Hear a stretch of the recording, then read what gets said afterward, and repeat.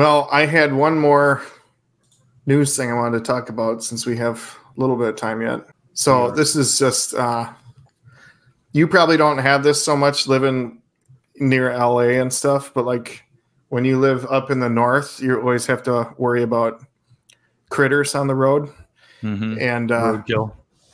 Well, just even running across. But apparently, I saw this last week. Killswitch Engage. They must be touring in Sweden. Careful.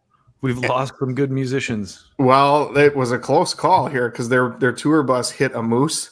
Oh. Which, I mean, you're talking an animal that's like over 1,000 pounds at least. A bull moose or something, you know? Yeah. And so Jesse, the singer of Killswitch, posted this short little clip of what their bus looks like after hitting a moose. And it thankfully wasn't way worse. He's just got music playing here, but like you can see the front of that bus. Wow.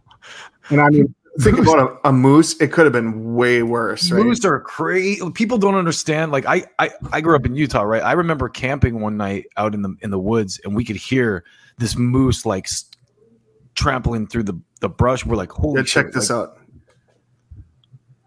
Look at that. Imagine driving that thing when that thing hit.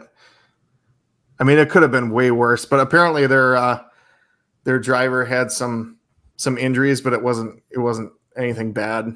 If you're like people I know that are like gun people, like they're like, oh, this is the perfect example for me to humanely shoot something. Like I'm gonna jump out of the car now and cap this moose 5 times in the head. Yeah, I mean, I've hit my fair share of deer, you know, and I mean deer. That's bad enough. I mean, that can total a car, but like thankfully it was a bus. You know, if it was like a car or a van or something, they would have been goners. Been a van. Did you ever listen to the band Candiria at all? Mm-mm. They have this. They have an album called "What Doesn't Kill You," and they got into an accident. They were in literally like a rental van, like one of those little white rental vans, and the cover of the album is the van that they wrecked or they were hit. They were hit, and it's crazy. They're lucky that they lived through that. I mean, a lot of them had to go through like rehabilitative surgery and stuff, but that shit is not uncommon when you're a band and you're out there on the road constantly. Shit happens. Like someone, you know, you're touring constantly. There's lack of sleep. Right. Some people are drinking. Some people. Well, I was gonna say it's normally like lack of sleep or alcohol or something. Like not too many bands hit a moose, but I looked it up because I'm like, how far from where Cliff, you know, where that happened in Sweden, and it was quite a ways away, but still, it's just like, oh man, just thinking back to that. Well, who was saying?